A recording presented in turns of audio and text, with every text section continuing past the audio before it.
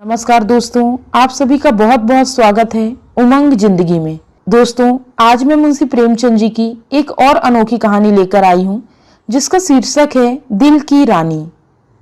इस कहानी में हम देखेंगे कि हबीब कौन है जो बाद में बादशाह की बेगम हमीदा के नाम से मशहूर हो जाता है। आखिर ऐसा कौन सा राज है जिसने हबीब को बेगम बना दिया। उम्मीद करती हूँ जब आप ये कहानी पूरी सुनेंगे तो आपको ये बेहद पसंद आएगी। कहानी पसंद आए तो दोस्तों के साथ शेयर करें और चैनल को सब्सक्राइब कर लें। तो चलिए जल्दी से इस कहानी की शुरुआत करते हैं। जिन वीर तुर्कों के प्रखर प्रताप से ईसाई दुनिया कांप रही थी, उन्हीं का रक्त आज कुस्तुनतुनिया की गलियों में बह रहा है। वही कुस्तुनतुनिया जो 100 साल पहले तुर्कों के आतंक से आहत हो रहा था, आज उनके गर्म रक्त से अपना कलेजा ठंडा कर रहा है। और तुर्की सेनापति 1 लाख सिपाहियों के साथ तैमूरी तेज के सामने अपनी किस्मत का फैसला सुनने के लिए खड़ा है। तैमूर ने विजय भरी आंखें उठाई और सेनापति यजदानी की ओर देखकर सिंह के समान गरजा, क्या चाहते हो, जिंदगी या मौत? यजदानी ने गर्व से सिर उठाकर कहा, इज्जत की जिंदगी मिले तो जिंदगी, वरना मौत। तैमूर का क्रोध प्रचंड हो उठा। उसने बड़े बड़े अभिमानियों का सिर नीचा कर दिया था। यह जवाब इस अवसर पर सुनने की उसे ताव न थी। इन 1 लाख आदमियों की जान उसकी मुट्ठी में है। इन्हें वह एक क्षण में मसल सकता है। उस पर इतना अभिमान, इज्जत की जिंदगी। इसका यही तो अर्थ है कि गरीबों का जीवन अमीरों के भोग विलास पर बलिदान किया जाए। वही शराब की मजलिसें, वही अर्मीनिया और वही काफ की परियां। नहीं, तैमूर ने खलीफा बायजीद का घमंड इसलिए नहीं तोड़ा कि तुर्कों को फिर उसी मदान्ध स्वाधीनता में इस्लाम का नाम डुबाने को छोड़ दे। तब उसे उतना रक्त बहाने की क्या जरूरत थी। मानो रक्त का प्रवाह संगीत का प्रवाह नहीं, रस का प्रवाह नहीं, एक भीभत्स दृश्य है जिसे देखकर आंखें मुंह फेर लेती हैं, दृश्य सिर झुका लेता है। तैमूर हिंसक पशु नहीं है जो यह दृश्य देखने के लिए अपने जीवन की बाजी लगा दे। वह अपने शब्दों में धिक्कार भरकर बोला, जिसे तुम इज्जत की जिंदगी कहते हो वह गुनाह और जहन्नुम की जिंदगी है। यजदानी को तैमूर से दया या क्षमा की आशा न थी। उसकी या उसके योद्धाओं की जान किसी तरह नहीं बच सकती थी। फिर यह क्यों दबे और क्यों ना जान खोलकर तैमूर के प्रति उसके मन में जो घृणा है उसे प्रकट कर दे। उसने एक बार कातर नेत्रों से उस रूपवान युवक की ओर देखा जो उसके पीछे खड़ा है, जैसे अपनी जवानी की लगाम खींच रहा था। सांड पर चढ़े हुए इस्पात के समान उसके अंग अंग से अतुल क्रोध की चिंगारियां निकल रही थी। यजदानी उसकी सूरत देखी और जैसे अपनी खींची हुई तलवार मयान में कर ली और खून के घूंट पीकर बोला, जहांपना इस वक्त फतेहमंद है, लेकिन अपराध क्षमा हो तो कह दूं कि अपने जीवन के विषय में तुर्कों को तातारियों से उपदेश लेने की जरूरत नहीं। दुनिया से अलग तातार के ऊसर मैदानों में न त्याग न व्रत की उपासना की जा सकती है, न मयस्सर होने वाले पदार्थ का बहिष्कार किया जा सकता है। पर जहां खुदा ने नेमतों की वर्षा की हो, वहां उस नेमतों का भोग न करना नाशुक्री है। अगर तलवार की सभ्यता ही सनद होती तो गाल कौम रोमनों से कहीं ज्यादा सभ्य होती। तैमूर जोर से हंसा और उसके सिपाहियों ने तलवार पर हाथ रख लिए। तैमूर का ठहाका मौत का ठहाका था, यह गिरने वाले वज्र का तड़ाका। तातर वाले पशु हैं क्यों? मैं यह नहीं कहता। तुम कहते हो खुदा ने तुम्हें ऐश करने के लिए पैदा किया है। मैं कहता हूं यह कुफ्र है। खुदा ने इंसान को बंदगी के लिए पैदा किया है और इसके खिलाफ जो कोई कुछ करता है वह काफिर है, जहन्नुमी है। रसूल पाक हमारी जिंदगी को पाक करने के लिए, हमें सच्चा इंसान बनाने के लिए आए थे, हमें हराम की तालीम देने नहीं। तैमूर दुनिया को इस कुफ्र से पाक कर देने का बीड़ा उठा चुका है। रसूल पाक के कदमों की कसम, मैं बेरहम नहीं हूँ, जालिम नहीं हूँ, खूंखार नहीं हूँ, लेकिन कुफ्र की सजा मेरे ईमान में मौत के सिवा कुछ नहीं। उसने ततारी सिपलसाल की तरह कातिल नजरों से देखा और तत्क्षण का एक देव सा आदमी तलवार सौंध कर यजदानी के सिर पर आ पहुंचा। ततारी सेना भी तलवारें खींचकर तुर्की सेना पर टूट पड़ी और दम के दम में कितनी ही लाशें जमीन पर फड़कने लगी। सहसा वही रूपवान युवक जो यजदानी के पीछे खड़ा था आगे बढ़कर तैमूर के सामने आया और जैसे मौत को अपनी दोनों बंधी हुई मुट्ठियों से मसलता हुआ बोला, ऐ अपने को मुसलमान कहने वाले बादशाह, क्या यही वह इस्लाम है जिसकी तबलीग का तूने बीड़ा उठाया है? इस्लाम की यही तालीम है कि तू उन बहादुर का इस बेदर्दी से खून बहाए जिन्होंने इसके सिवा कोई गुनाह नहीं किया कि अपने खलीफा और मुल्क की हिमायत की। चारों तरफ सन्नाटा छा गया। एक युवक जिसकी अभी मसे भी न भींगी थी, तैमूर जैसे तेजस्वी बादशाह का इतने खुले हुए शब्दों में तिरस्कार करे और उसकी जवान तालू से न खिंचवा ली जाए। सभी स्तंभित हो रहे थे और तैमूर सम्मोहित सा बैठा उस युवक की ओर ताक रहा था। युवक ने तातारी सिपाहियों की तरफ, जिनके चेहरे पर कुतूहल में प्रोत्साहन झलक रहा था, देखा और बोला, तू इन मुसलमानों को काफिर कहता है और समझता है कि तू उन्हें कत्ल करने खुदा और इस्लाम की खिदमत कर रहा है। मैं तुमसे पूछता हूं, अगर वह लोग जो खुदा के सिवा और किसी के सामने सजदा नहीं करते तो रसूल पाक को अपना रहबर समझते हैं, मुसलमान नहीं, तो कौन मुसलमान है? मैं कहता हूं, हम काफिर सही, लेकिन तेरे तो हैं। क्या इस्लाम जंजीरों में बंधे हुए कैदियों की कत्ल की इजाजत देता है? खुदा ने अगर तुझे ताकत दी है, अख्तियार दिया है, तो क्या इसलिए कि तू खुदा के बंधुओं का खून बहाए? क्या गुनाहगारों को कत्ल करके तू उन्हें सीधे रास्ते पर ले जाएगा? तूने कितनी बेरहमी से 70,000 बहादुर तुर्कों का धोखा देकर सुरंग से उड़वा दिया और उनके मासूम बच्चों और निरपराध स्त्रियों को अनाथ कर दिया। तुझे कुछ अनुमान है? क्या यही कारनामे हैं जिन पर तू अपने मुसलमान होने का गर्व करता है? क्या इसी कत्ल, खून और बहते दरिया से तू दुनिया में अपना नाम रोशन करेगा? तूने तुर्कों के खून बहते दरिया में अपने घोड़ों के सुम नहीं भिगाए, बल्कि इस्लाम को जो जड़ से खोदकर फेंक दिया। यह वीर तुर्कों का ही है, आत्मोसर्ग है, जिसने यूरोप में इस्लाम की तौहीद फैलाई। आज सोफिया के गिरजे में तुझे अल्लाहो अकबर की सदा सुनाई दे रही है। सारा यूरोप इस्लाम का स्वागत करने को तैयार है। क्या यह कारनामे इसी लायक हैं कि उनका यह इनाम मिले?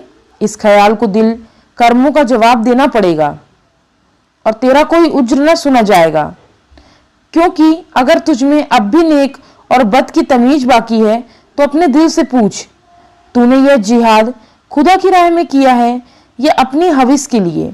और मैं जानता हूं तुझे जो जवाब मिलेगा वह तेरी गर्दन शर्म से झुका देगा। खलीफा अभी सिर झुकाए ही था कि यजदानी ने कांपते हुए शब्दों में अर्ज की, जा पढ़ा, यह गुलाम का लड़का है, इसके दिमाग में कुछ फितूर है। हुजूर इसकी गुस्ताखियों को मुआफ करे, मैं उसकी सजा झेलने को तैयार हूं। तैमूर उस युवक के चेहरे की तरफ स्थिर नेत्रों से देख रहा था। आज जीवन में पहली बार उसे निर्भीक शब्दों के सुनने का अवसर मिला। उसके सामने बड़े बड़े सेनापतियों, मंत्रियों और बादशाहों की जबान न खुलती थी। वह जो कुछ कहता वही कानून था, किसी को उसमें चू करने की ताकत न थी। उनकी खुशामदों ने उसकी अहमन्यता को आसमान पर चढ़ा दिया। उसे विश्वास हो गया कि खुदा ने इस्लाम को जगाने और सुधारने के लिए ही उसे दुनिया में भेजा है। उसने पैगंबरी का दावा तो नहीं किया, पर उसके मन में यह भावना दृढ़ हो गई। इसलिए जब आज एक युवक ने अपने प्राणों का मोह छोड़कर उसकी कीर्ति का पर्दा खोल दिया, तो उसकी चेतना जैसे जाग उठी। उसके मन में क्रोध और हिंसा की जगह श्रद्धा का उदय हुआ। उसकी आंखों में एक इशारा इस युवक की जिंदगी का चिराग गुल कर सकता था। उसकी संसार विजयनी शक्ति के सामने यह दुधमुहा बालक मानो अपने नन्हे नन्हे हाथों से समुद्र के प्रवाह को रोकने के लिए खड़ा था। कितना हास्यपद साहस था, पर उसके साथ कितना आत्मविश्वास था। तैमूर को ऐसा जान पड़ा कि इस निहत्थे बालक के सामने वह कितना निर्मल है। मनुष्य में ऐसे साहस का एक ही स्रोत हो सकता है और वो है सत्य पर अटल विश्वास। उसकी आत्मा दौड़कर उस युवक के दामन में चिमट जाने के लिए अधीर हो गई। वह दार्शनिक न था जो सत्य में शंका करता था, वह सरल सैनिक था जो असत्य को भी विश्वास के साथ सत्य बना देता। यजदानी ने उसी स्वर में कहा, जा पहा, इसकी बदजबानी का ख्याल न फरमावे। तैमूर ने तुरंत तख्त से उठकर यजदानी को गले से लगा लिया और बोला, काश ऐसी गुस्ताखियों और बदजबानियों के सुनने का पहले इत्तेफाक होता तो आज इतने बेगुनाहों का खून मेरी गर्दन पर ना होता। मुझे इस जवान में किसी फरिश्ते की रूह का जलवा नजर आता है जो मुझ जैसे गुमराहों को सच्चा रास्ता दिखाने के लिए भेजी गई है। मेरे दोस्त, तुम खुशनसीब हो कि ऐसे फरिश्ता सिपट बेटे के पाप हो। क्या मैं उसका नाम पूछ सकता हूँ? यजदानी पहले आतस परस्त था, पीछे मुसलमान हो गया था, पर अभी तक कभी कभी उसके मन में शंकाएं उठती रहती थी कि उसने क्यों इस्लाम कबूल किया। जो कैदी फांसी के तख्ते पर खड़ा हुआ सूखा जा रहा था कि एक क्षण में रस्सी उसकी गर्दन में पड़ेगी और वह लटकता रह जाएगा। उसे जैसे किसी फरिश्ते ने गोद में ले लिया। वह गदगद कंठ से बोला, उसे हबीब कहते हैं। तैमूर ने युवक के सामने जाकर उसका हाथ पकड़ लिया और उसे आंखों में लगाता हुआ बोला, मेरे जवान दोस्त, तुम सचमुच खुदा के हबीब हो। मैं वह गुनाहगार हूँ जिसने अपनी जहालत में हमेशा अपने गुनाहों को सबाब समझा, इसलिए कि मुझे कहा जाता था तेरी जात बेऐब है। आज मुझे यह मालूम हुआ कि मेरे हाथों इस्लामों को कितना नुकसान पहुंचा। आज से मैं तुम्हारे ही दामन पकड़ता हूँ। तुम ही मेरे खिज्र, तुम ही मेरे रहनुमा हो। मुझे यकीन हो गया है कि तुम्हारे ही वसीले में मैं खुदा की दरगाह तक पहुंच सकता हूँ। यह कहते हुए उसने युवक के चेहरे पर नजर डाली तो उस पर शर्म की लाली छाई हुई थी। उस कठोरता की जगह मधुर संकोच झलक रहा था। युवक ने सिर झुकाकर कहा, यह हुजूर की कदरदानी है, वरना मेरी क्या हस्ती है। तैमूर ने उसे खींचकर अपनी बगल के तख्त पर बैठा दिया और अपने सेनापति को हुक्म दिया, सारे तुर्क कैदी छोड़ दिए जाएं, उनके हथियार वापस कर दिए जाएं और जो माल लूटा गया है वह सिपाहियों में बराबर बांट दिया जाए। वजीर तो इधर इस हुक्म की तामील करने लगा, उधर तैमूर हबीब का हाथ पकड़े हुए अपने खेमे में गया और दोनों मेहमानों की दावत का प्रबंध करने लगा। और जब भोजन समाप्त हो गया तो उसने अपने जीवन की सारी कथा रो रो कर कह सुनाई, जो आदि से अंत तक मिश्रित पशुता और बर्बरता के कृत्यों से भरी हुई थी। और उसने यह सब कुछ इस भ्रम में किया कि वह ईश्वरीय आदेश का पालन कर रहा है। वह खुदा को कौन मुंह दिखाएगा। रोती रोती उसकी हिचकियां बंधी गई। अंत में उसने हबीब से कहा, मेरे जवान दोस्त, अब मेरे बेड़ा आप ही पार लगा सकते हैं। आप मुझे राह दिखाइए, तुम्हें मंजिल पर पहुंचाइए। मेरी बादशाहत को अब आप ही संभाल सकते हैं। मुझे अब मालूम हो गया कि मैं उसे तबाही के रास्ते पर लिए जाता था। मेरी आपसे यही लज्जता है, यही प्रार्थना है कि आप उसकी वजारत कबूल करें। देखिए, खुदा के लिए इनकार न करिएगा, वरना मैं कहीं का न रह जाऊंगा। यजदानी ने अर्ज की, हजूर इतनी करदरदानी फरमाते हैं तो आपकी इनायत है, लेकिन अभी इस लड़के की उम्र ही क्या, वजारत की खिदमत है, क्या यह अंजाम दे सकेगा? अभी तो इसकी तालीम के दिन है। इधर से इनकार होता रहा, उधर तैमूर आग्रह करता रहा। यजदानी इनकार तो कर रहे थे पर छाती फूल जाती थी। मूसा आग लेने गए थे, पैगंबरी मिल गई। कहाँ मौत के मुंह में जा रहे थे, वजारत मिल गई। लेकिन यह शंका भी थी कि ऐसे अस्थिर चित्त आदमी का क्या ठिकाना। आज खुश हुए, वजारत देने को तैयार हैं, कल नाराज हो गए तो जान की खैरियत नहीं। उन्हें हबीब की लियाकत पर भरोसा था, फिर भी डरता था कि बिराने देश में न जाने कैसी पड़े। किसी ने पढ़ी, दरबार वालों से षड्यंत्र होते ही रहते हैं। हबीब नेक है, समझदार है, अवसर पहचानता है, लेकिन वह तजुर्बा कहाँ से लाएगा जो उम्र से ही आता है। उन्होंने इस प्रश्न पर विचार करने के लिए एक दिन की मोहलत मांगी और रुखसत हुए। हबीब यजदानी का लड़का नहीं, लड़की थी। उसका नाम उम्मतुल हबीब था। जिस वक्त यजदानी और उसकी पत्नी मुसलमान हुए तो लड़की की उम्र कुल 12 साल की थी। प्रकृति ने उसे बुद्धि और प्रतिभा के साथ विचार स्वातंत्र भी प्रदान किया। वह जब तक सत्यासत्य की परीक्षा न कर लेती कोई बात स्वीकार न करती। माँ बाप के धर्म परिवर्तन से उसे अशांति तो हुई, पर जब तक इस्लाम की अच्छी तरह अध्ययन न कर ले वह केवल माँ बाप को खुश करने के लिए इस्लाम की दीक्षा नहीं ले सकती थी। माँ बाप भी उस पर किसी तरह का दबाव न डालना चाहते थे। जैसे उन्हें अपने धर्म को बदल देने का अधिकार है, वैसे ही उसे अपने धर्म पर आरूढ़ रहने का भी अधिकार है। लड़की को संतोष हुआ, लेकिन उसने इस्लाम और जरथुये धर्म दोनों ही का तुलनात्मक अध्ययन आरंभ किया और पूरे 2 साल के अन्वेषण और परीक्षण के बाद उसने भी इस्लाम की दीक्षा ले ली। माता पिता फूले न समाये। लड़की उनके दबाव से मुसलमान नहीं हुई, बल्कि स्वेच्छा से, स्वाध्याय से और ईमान से। 2 साल तक उन्हें जो संकट घेरे रहती वह मिट गई। यजदानी के कोई पुत्र न था और उस युग में जबकि आदमी की तलवार ही सबसे बड़ी अदालत थी। पुत्र का न रहना संसार का सबसे बड़ा दुर्भाग्य। यजदानी बेटे का अरमान बेटी से पूरा करने लगा। लड़कों की भांति उसकी शिक्षा दीक्षा होने लगी। वह बालकों से कपड़े पहनती, घोड़े पर सवार होती, शस्त्र विद्या सीखती और अपने बाप के साथ अक्सर खलीफा बायजीद के महलों में जाती और राजकुमारी के साथ शिकार खेलने जाती। इसके साथ ही वह दर्शन, काव्य, विज्ञान और आत्मज्ञान का भी अभ्यास करती। यहाँ तक कि 16 वर्ष में वह फौजी विद्यालय में दाखिल हो गई और 2 साल के अंदर वहीं की सबसे ऊंची परीक्षा पास करके फौज में नौकर हो गई।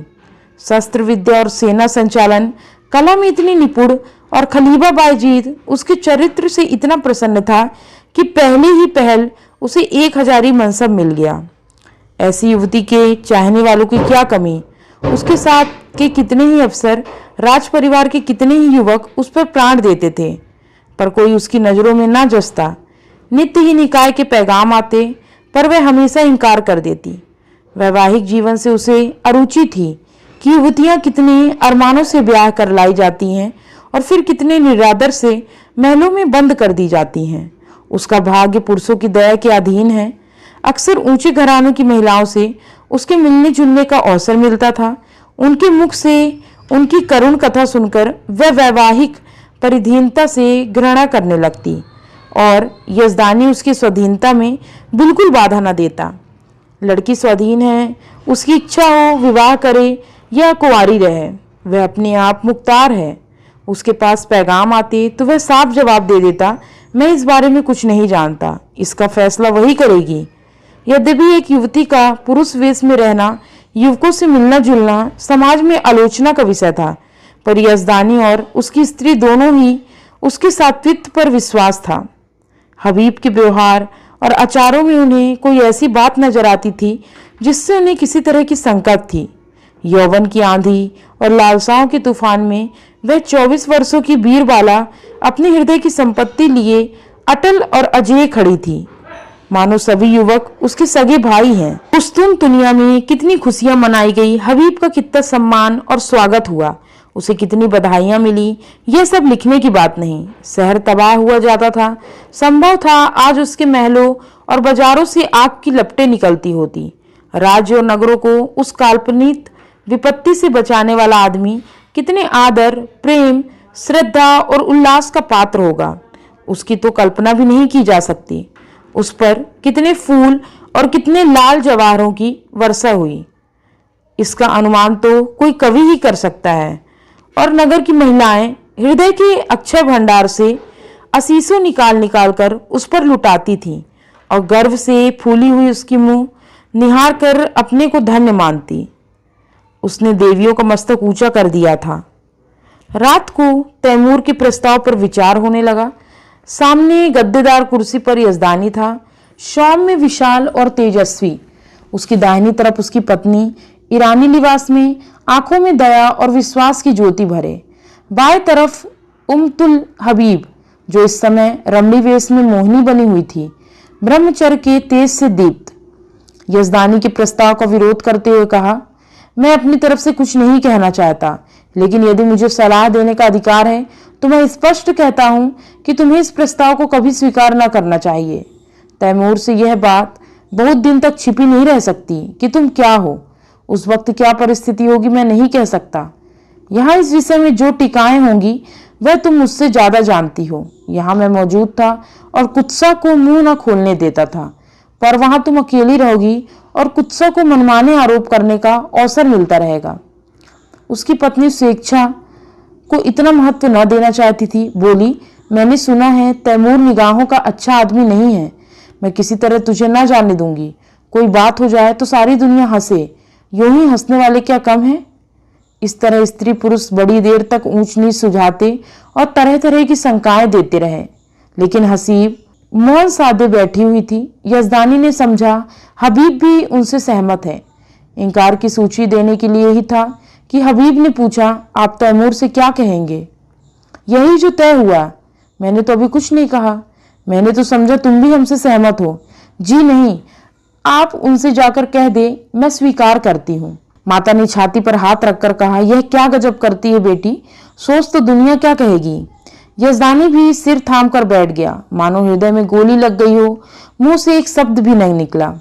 हबीब त्योरियों पर बल डालकर बोली, अम्मी जान, मैं आपके हुक्म से जौ पर भी मुंह नहीं फेरना चाहती। आपको पूरा अख्तियार है, मुझे जाने दे या ना दे, लेकिन मुल्क की खिदमत का ऐसा मौका शायद मुझे जिंदगी में फिर न मिले। इस मौके को हाथ से खोने का अफसोस मुझे उम्र भर रहेगा। मुझे यकीन है कि अमीर तैमूर को मैं अपनी दियानत, बेगगरी और सच्ची वफादारी से इंसान बना सकती हूँ, और शायद उसके हाथों खुदा के बंदों का खून इतनी कतरत से न बहे। वह दिलेर है मगर बेरहम नहीं। कोई दिलेर आदमी बेरहम नहीं हो सकता। उसने जो अब तक किया मजहब के अंधे जोश में किया। आज खुदा ने मुझे वह मौका दिया कि मैं उसे दिखा दूं कि मजहब खिदमत का नाम है, लूट और कत्ल का नहीं। अपने बारे में मुझे मुतलक अंदेशा नहीं।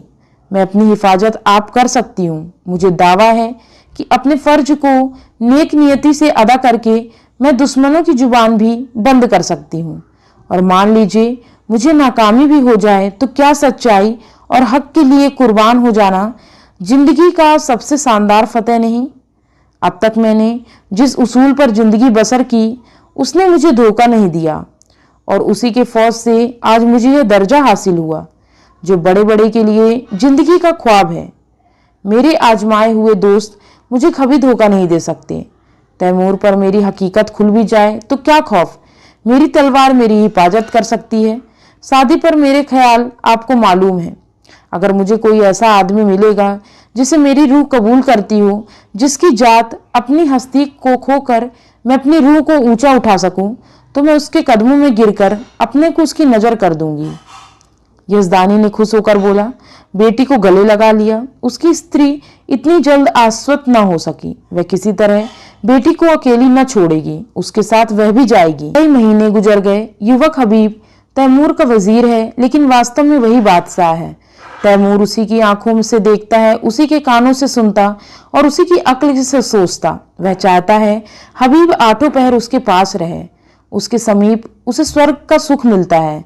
समरकंद में एक प्राणी भी ऐसा नहीं जो उससे जलता हो। उसके बर्ताव ने सभी को मुग्ध कर लिया, क्योंकि वह इंसाफ से जौ भर भी कदम नहीं हटाता। जो लोग उसके हाथों चलती हुई न्याय की चक्की में पिस जाते हैं, वे भी उससे सद्भाव ही रखते हैं, क्योंकि वह न्याय को जरूरत से ज्यादा कटु नहीं होने देता। संध्या हो गई थी। राज्य कर्मचारी जा चुके। समाधान में मोम की बत्तियां जल रही थी। अगर की सुगंध से सारा दीवाना खाना महक रहा था। हबीब उठने ही को था कि चाबेदार ने खबर दी, हुजूर जापहां तशरीफ ला रहे हैं। हबीब इस खबर से कुछ प्रसन्न नहीं हुआ। अन्य मंत्रियों की भांति वह तमीर की सोहबत का भूखा नहीं। वह हमेशा तैमूर से दूर रहने की चेष्टा करता है। ऐसा शायद ही कभी हुआ हो कि उसने शाही दस्तक खाने पर भोजन किया हो। तैमूर की मजलिसों में भी वह कभी शरीक नहीं होता। उसे जब शांति मिलती है तब एकांत में अपनी माता के पास बैठकर दिन भर का माजरा उससे कहता, और वह उस पर अपनी पसंद की मुहर लगा देती। उसने द्वार पर जाकर तैमूर का स्वागत किया। तैमूर ने मसनद पर बैठते हुए कहा, मुझे ताज्जुब होता है कि तुम इस जवानी में जाहिदों की सी जिंदगी कैसे बसर करते हो हबीब। खुदा ने तुम्हें वह हुस्न दिया है कि हसीनों से हसीन नाजनीन भी तुम्हारी मासूक बनकर अपने को खुशनसीब समझेंगी। मालूम नहीं तुम्हें खबर है या नहीं, जब तुम अपने मुस्की घोड़े पर सवार होकर निकलते हो तो समरकंद की खिड़कियों पर हजारों आंखें तुम्हारी एक झलक देखने के लिए मुझ तंजीर बैठी रहती हैं, पर तुम्हें किसी की तरफ आंखें उठाते नहीं देखा। मेरा खुदा गवाह है, मैं कितना चाहता हूं कि तुम्हारे कदमों के नक्शे पर चलूं, पर दुनिया मेरी गर्दन नहीं छोड़ती। मैं चाहता हूं जैसे तुम दुनिया में रहकर भी दुनिया से अलग हो, वैसे मैं भी रहूं, लेकिन मेरे पास वह दिल है न वह दिमाग। मैं हमेशा अपने आप पर, सारी दुनिया पर दांत पीसता रहता हूं, जैसे मुझे हरदम खून की प्यास लगी रहती है जिसे तुम बुझने नहीं देते, और यह जानते हुए भी कि तुम जो कुछ करते हो उससे बेहतर कोई दूसरा नहीं कर सकता। मैं अपने गुस्से को काबू में नहीं कर सकता। तुम जिधर से निकलते हो मोहब्बत और रोशनी फैला लेते हो। जिसको तुम्हारा दुश्मन होना चाहिए वह तुम्हारा दोस्त है। मैं जिधर से निकलता हूँ नफरत और सुरवा फैलाता हुआ निकलता हूँ। जिसे मेरा दोस्त होना चाहिए वह भी मेरा दुश्मन है। दुनिया में बस एक ही जगह है जहाँ मुझे अफियत मिलती है। अगर तुम मुझे समझते हो यह ताज और तख्त मेरे रास्ते के रोड़े हैं, तो खुदा की कसम आज इन पर लात मार दूं। मैं आज तुम्हारे पास यही दरख्वास्त लेकर आया हूं कि तुम मुझे वह रास्ता दिखाओ जिससे मैं सच्ची खुशी पा सकूं। मैं चाहता हूं तुम इसी महल में रहो ताकि मैं तुमसे सच्ची जिंदगी का सबक सीखूं। हबीब का हृदय धक से हो उठा। कहीं अमीर पर नारित्व का रहस्य खुल तो नहीं गया। उसकी समझ में ना आया कि उसे क्या जवाब दे। उसका कोमल हृदय तैमूर की इस करुण आत्मग्लानि पर द्रवित हो गया। जिसके नाम से दुनिया कांपती है वह उसके सामने एक दयनीय प्राणी बना हुआ है, उससे प्रकाश की भिक्षा मांग रहा है। तैमूर की उस कठोर, विकृत, शुष्क, हिंसात्मक मुद्रा से वह एक स्निग्ध मधुर ज्योति दिखाई दी, मानो उसका जागृत विवेक भीतर से झांक रहा हो। उसे अपना स्थिर जवाब, जिसमें ऊपर उठने की स्मृति ही न रही थी, इस विफल उद्योग के सामने तुच्छ जान पड़ा। उसने मुग्ध कंठ से कहा, हुजूर, इस गुलाम की इतनी कदर करते हैं, यह मेरी खुशनसीबी है, लेकिन मेरी शाह महल में रहना मुनासिब नहीं। तैमूर ने पूछा, क्यों? इसलिए कि जहाँ दौलत ज्यादा होती है वहाँ डाके पड़ते हैं, और जहाँ कद्र ज्यादा होती है वहाँ दुश्मन भी ज्यादा होते हैं। तुम्हारा भी कोई दुश्मन हो सकता है। मैं खुद अपना दुश्मन हो जाऊंगा। आदमी का सबसे बड़ा दुश्मन गुरूर है। तैमूर को जैसे कोई रत्न मिल गया। उसे अपनी मन दृष्टि का आभास हुआ। आदमी का सबसे बड़ा दुश्मन गुरूर है। इस वाक्य को मन ही मन दोहराकर उसने कहा, तुम मेरे काबू में नहीं न आओगे हबीब। तुम वह परिंदा हो जो आसमान में भी उड़ सकते हो, और उसे सोने के पिंजरे में रखना चाहो तो फड़फड़ाता रहेगा। खैर, खुदा हाफिज। वह तुरंत अपने महल की ओर चला, मानो उस रत्न को सुरक्षित स्थान में रख देना चाहता हो। यह वाक्य पहली बार उसने न सुना था, पर आज इससे जो ज्ञान, जो आदेश, जो सत्प्रेरणा से उसे मिली वह कभी न मिली थी। इख्तर के इलाके से बगावत की खबर आई। हबीब को शंका हुई कि तैमूर वहां पहुंचकर कहीं कत्लेआम न कर दे। वह शांतिमय उपायों से इस विद्रोह को ठंडा करके तैमूर को दिखाना चाहता था कि सद्भावना में कितनी शक्ति है। तैमूर उसे इस मुहिम पर नहीं भेजना चाहता था, लेकिन हबीब के आग्रह के सामने बेबस है। हबीब को जब और कोई युक्ति न सूझी तो उसने कहा, गुलाम के रहते हुए हुजूर अपनी जान खतरे में डालें, यह नहीं हो सकता। तैमूर मुस्कुराया, मेरी जान की तुम्हारी जान के मुकाबले में कोई हकीकत नहीं हबीब। फिर मैंने तो कभी जान की परवाह न की। मैंने दुनिया के कत्ल और लूट के सिवा और क्या यादगार छोड़ी। मेरे मन जाने पर दुनिया मेरे नाम की रोएगी नहीं, यकीन मानो। मेरे जैसे लुटेरे हमेशा पैदा होते रहे हैं, लेकिन खुदा ना करे तुम्हारे दुश्मनों को कुछ हो गया तो यह सल्तनत खाक में मिल जाएगी, और तब मुझे भी सीने में खंजर चुभा लेने के सिवा और कोई रास्ता न रहेगा। मैं नहीं कह सकता हबीब, तुमसे मैंने कितना पाया। काश 10-5 साल पहले तुम मुझसे मिल जाते तो तैमूर तारीख में इतना रुसियाह ना होता। आज अगर जरूरत पड़े तो मैं अपने जैसे 100 तैमूरों को तुम्हारे ऊपर निसार कर दूं। यही समझ लो कि मेरी रूह को अपने साथ लिए जा रहे हो। आज मैं तुमसे कहता हूँ हबीब कि मुझे तुमसे इश्क है। इसे मैं अब ना जान पाया हूँ, मगर इससे क्या बुराई है कि मैं भी तुम्हारे साथ चलूँ। हबीब ने धड़कते हुए हृदय से कहा, अगर मैं आपकी जरूरत समझूंगा तो इत्तला दूंगा। तैमूर ने दाढ़ी पर हाथ रखकर कहा, जैसी तुम्हारी मर्जी, लेकिन रोजाना कासिद भेजते रहना, वरना शायद मैं बेचैन होकर चला आऊं। तैमूर ने कितनी मोहब्बत से हबीब के सफर की तैयारियां की, तरह तरह के आराम और तकल्लुफ की चीजें उसके लिए जमा की।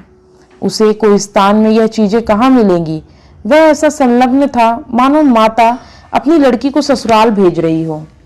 जिस वक्त वह हबीब फौज के साथ चला तो सारा समरकंद उसके साथ था और तैमूर की आंखों पर रुमाल रखे अपने तख्त पर ऐसा सिर झुकाए बैठा मानो कोई पक्षी आहत हो गया हो। इस्तकर अर्मनी ईसाइयों का इलाका था। मुसलमानों ने उन्हें परास्त करके वहां अपना अधिकार जमा लिया और ऐसे नियम बना दिए जिसमें ईसाइयों को पग पग पर अपनी पराधीनता का स्मरण होता रहा। पहला नियम जजिये का था, जो हर एक ईसाई को देना पड़ता, जिससे मुसलमान मुक्त थे। दूसरा नियम यह था कि गिरजों में घंटा न बजाएं। तीसरा नियम मदिरा का था, जिसे मुसलमान हराम समझते थे। ईसाइयों ने इन नियमों का क्रियात्मक विरोध किया और जब मुसलमान अधिकारियों ने शस्त्र बल से काम लेना चाहा तो ईसाइयों ने बगावत कर दी। मुसलमान सूबेदार को कैद कर लिया और किले पर सलीबी झंडा उड़ने लगा। हबीब को यहाँ आज दूसरे दिन है, पर इस समस्या को कैसे हल करे। उसका उदार हृदय कहता था कि ईसाइयों पर इन बंधनों का कोई अर्थ नहीं, हर एक धर्म का समान रूप से आदर होना चाहिए। लेकिन मुसलमान इन कैदों को हटा देने पर कभी राजी न होंगे, और यह लोग मान भी जाएं तो तैमूर क्यों मानने लगा। उसके धार्मिक विचारों में कुछ उदारता आई है, फिर भी वह इन कैदों को उठाना कभी मंजूर न करेगा। लेकिन क्या वह ईसाइयों को सजा दे कि वे अपने धार्मिक स्वाधीनता के लिए लड़ रहे हैं? जिसे वह सत्य समझता उसकी हत्या कैसे करे? नहीं, उसे सत्य का पालन करना होगा, चाहे इसका नतीजा कुछ भी हो। अमीर समझेंगे मैं जरूरत से ज्यादा बढ़ा जा रहा हूँ, कोई मुजायका नहीं। दूसरे दिन हबीब ने प्रातःकाल डंके की चोट ऐलान किया, जजिया माफ किया गया, शराब और घंटों पर कोई कैद नहीं। मुसलमानों में तहलका पड़ गया, यह कुफ्र है, हराम परस्ती है। अमीर तैमूर ने जिस इस्लाम को अपने खून से सींचा, उसकी जड़ उन्हीं के वजीर हबीब पासा के हाथों खुद रही है। पासा पलट गया, शाही फौज मुसलमानों से जा मिली। हबीब ने इस्तिखर के किले में पनाह ली। मुसलमानों की ताकत शाही फौज के मिल जाने से बहुत बढ़ गई। उन्होंने किला घेर लिया और यह समझकर कि हबीब ने तैमूर से बगावत की है, तैमूर के पास इसकी सूचना देने और परिस्थितियों को समझाने के लिए कासिद भेजा। आधी रात गुजर चुकी। तैमूर को 2 दिनों से इस्तकर की कोई खबर न मिली। तरह तरह की शंकाएं हो रही थी। मन में पछतावा हो रहा था कि उसने क्यों हबीब को अकेले जाने दिया। मानो कि वह बड़ा नीति कुशल है, पर बगावत कहीं जोर पकड़ गई तो मुट्ठी भर आदमी से वह क्या कर सकेगा। और बगावत यकीनन जोर पकड़ेगी। वहां के ईसाई बला के सर्कस हैं। जब उन्हें मालूम होगा कि तैमूर की तलवार में जंग लग गया और उसे अब महिलाओं की जिंदगी पसंद है, तो उसकी हिम्मत दूनी हो जाएगी। हबीब कहीं दुश्मनों से घिर गया हो तो बड़ा गजब हो जाएगा। उसने अपने जानू पर हाथ मारा और पहलू बदलकर अपने ऊपर झुंझलाया। वह इतना परस्त हिम्मत क्यों हो गया? उसका तेज और शौर्य उससे विदा हो गया। जिसका नाम सुनकर दुश्मन में कंपन पड़ जाता, वह आज अपना मुंह छिपाकर महलों में बैठा है। दुनिया की आंखों में इसका यही अर्थ हो सकता है कि तैमूर अब मैदान का शेर नहीं, कालीन का शेर हो गया है। हबीब फरिश्ता है जो इंसान की बुराइयों से वाकिफ नहीं, जो रहम और साफ दिली और बेगर्जी का देवता है। वह क्या जाने इंसान कितना शैतान हो सकता है। अमन के दिनों में तो ये बातें कौम और मुल्क को तरक्की के रास्ते पर ले जाती हैं, पर जंग में जबकि शैतानी जोश का तूफान उठता है, इन खुशियों की गुंजाइश नहीं। उस वक्त तो उसकी जीत होती है जो इंसानी खून का रंग खेले, खेतों खलिहानों को जलाए, जंगलों को बसाए और बस्तियों को वीरान करे। अमन का कानून जंग के कानून से खुदा है। सहसा चौबेदार ने इस्तखर में एक कासिद के आने की खबर दी। कासिद ने जमीन चूमी और एक किनारे अदब से खड़ा हो गया। तैमूर का रोब ऐसा छा गया कि जो कुछ कहने आया था वह भूल गया। तैमूर ने त्योरियां चढ़ाकर पूछा, क्या खबर लाया है? 3 दिन के बाद भी आया तो इतनी रात गए। कासिद ने फिर जमीन चूमी और बोला, खुदाबंद वाजीर साहब ने जजिया मुआफ कर दिया। तैमूर गरज उठा, क्या कहता है, जजिया माफ कर दिया? हाँ खुदाबंद। किसने? वजीर साहब ने। किसके हुक्म से? अपने हुक्म से हुजूर। और हुजूर शराब की हुक्म दे दिया? गिरजों में घंटे बजाने का हुक्म भी हो गया? और खुदाबंद ईसाइयों से मिलकर मुसलमानों पर हमला कर दिया। तो मैं क्या करूं? हुजूर हमारे मालिक हैं, अगर हमारी कुछ मदद न हुई तो वहां एक मुसलमान भी जिंदा न बचेगा। हबीब पासा इस वक्त कहाँ है? इस्तखर के किले में हुजूर। और मुसलमान क्या कर रहे हैं? हमने ईसाइयों को किले से घेर लिया है, उन्हीं के साथ हबीब को भी। हाँ हुजूर, वह हुजूर से बागी हो गए हैं और इसलिए मेरे वफादार इस्लाम के खादिमों ने उन्हें कैद कर रखा। मुमकिन है मेरे पहुंचते पहुंचते उन्हें कत्ल भी कर दें। बदजात, दूर हो जा मेरे सामने से। मुसलमान समझते हैं हबीब मेरा नौकर है और मैं उसका आका हूं। यह गलत है, झूठ है। इस सल्तनत का मलिक हबीब है, तैमूर उसका अदना गुलाम है। उसके फैसले में तैमूर दस्तदाजी नहीं कर सकता। बेशक जजिया मुआफ होना चाहिए। मुझे मजाज नहीं कि दूसरे मजहब वालों से उनके इमाम का तवाब लूं। कोई मजाज नहीं। अगर मस्जिद में अजान होती है तो कलीसा में घंटा क्यों बजे? घंटे की आवाज में कुफ्र नहीं है। काफिर वह है जो दूसरों का हक छीन ले और गरीबों को सताए, दगाबाज हो, खुदगरज हो। काफिर वह नहीं जो मिट्टी या पत्थर के एक टुकड़े में खुदा का नूर देखता हो, जो नदियों और पहाड़ों में, दरख्तों को और झाड़ियों में खुदा का जलवा पाता हो। वह हमसे और तुमसे ज्यादा कद खुदा परास्त है। जो मस्जिद में खुदा को बंद समझते हैं, तू समझता है मैं कुफ्र बक रहा हूं? किसी को काफिर समझना ही है कुफ्र है। हम सब खुदा के बंदे हैं, सब। बस जा और उन बागी मुसलमानों से कह दे, अगर फौरन मुहासरा ना उठा लिया तो तैमूर कयामत की तरह आ पहुंचेगा। कासिद हतबुद्धि खड़ा ही सा था कि बाहर खतरे का बिगुल बज उठा और फौजें किसी समर यात्रा की तैयारी करने लगी। तीसरे दिन तैमूर इस्तखर पहुंचा तो किले का मुहासरा उठा चुका। किले की तोपों ने उसका स्वागत किया। हबीब ने समझा तैमूर ईसाइयों को सजा देने आ रहा है। ईसाइयों के हाथ पांव फूल हुए थे, मगर हबीब मुकाबले के लिए तैयार था। ईसाइयों के स्वप्न की रक्षा में यदि जान भी जाए तो कोई गम नहीं।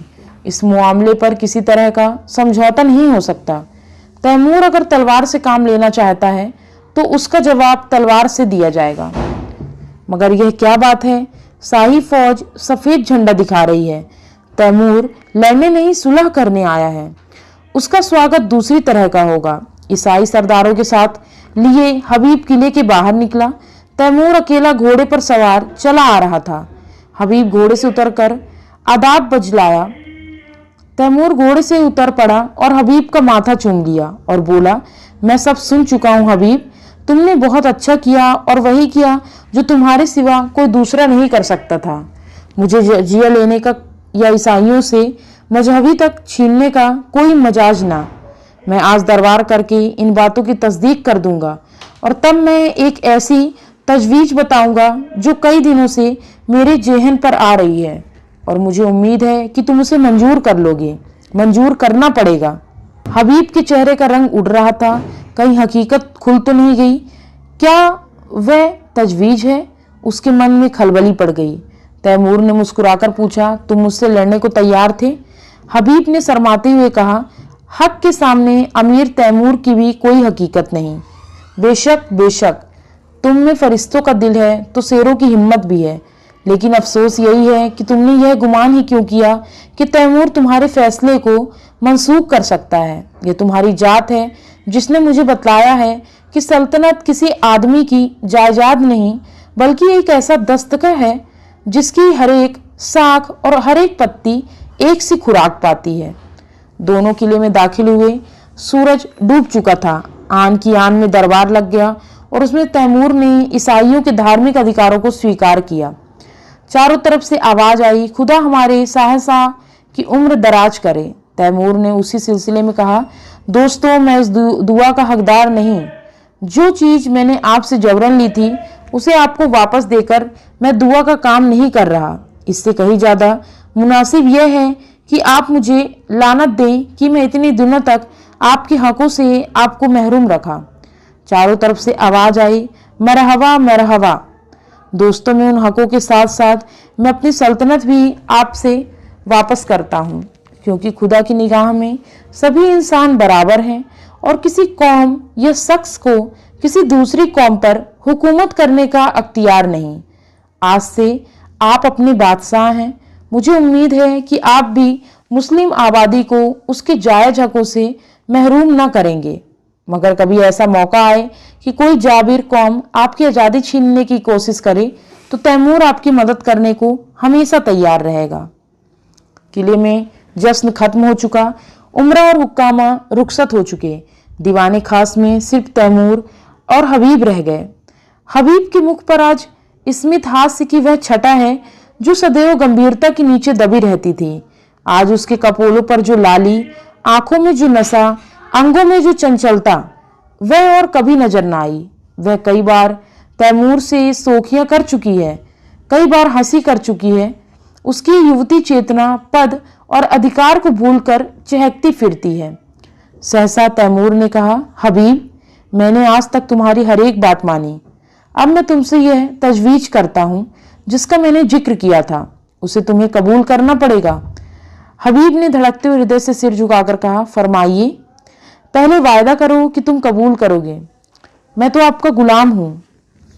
नहीं, तुम मेरे मालिक हो, मेरी जिंदगी की रोशनी हो। तुमसे मैंने जितना फैज पाया उसका अंदाजा नहीं कर सकता। मैंने अब तक सल्तनत को अपनी जिंदगी की सबसे प्यारी चीज समझा था। इसके लिए मैंने वह सब कुछ किया जो मुझे ना करना चाहिए था। अपनों के खून से भी इन हाथों को दागदार किया, गैरों के खून से भी। मेरा काम अब खत्म हो चुका है। मैंने बुनियाद जमा दी, इस पर महल बनाना तुम्हारा काम है।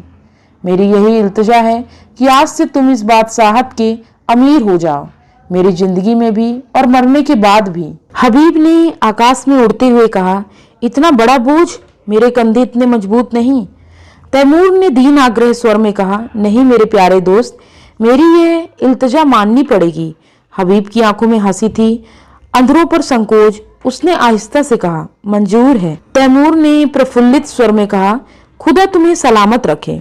इतने में हबीब ने कहा, लेकिन अगर आपको मालूम हो जाए कि हबीब एक कच्ची अक्ल की कुंवारी बालिका है तो? बादशाह ने जवाब दिया, तो वह मेरी बादशाहत के साथ मेरे दिल की भी रानी हो जाएगी। हबीब ने कहा, आपको बिल्कुल ताज्जुब नहीं हुआ? बादशाहत ने कहा, मैं जानता था। हबीब ने कहा, कब से? जब तुमने पहली बार अपनी जालिम आंखों से मुझे देखा। मगर आपने छिपाया खूब, तुम्ही ने सिखाया। शायद मेरे सिवा यहाँ किसी को यह बात मालूम नहीं। आपने कैसे पहचान लिया? तैमूर ने मतवाली आंखों से देखकर कहा, यह ना बताऊंगा। यही हबीब तैमूर की बेगम हमीदा के नाम से मशहूर है। उम्मीद करती हूँ दोस्तों, यह प्यारी सी कहानी, यह नेक दिल की कहानी आपको बेहद पसंद आई होगी। मिलती हूँ अगली कहानी में, तब तक के लिए जय हिंद, वंदे मातरम।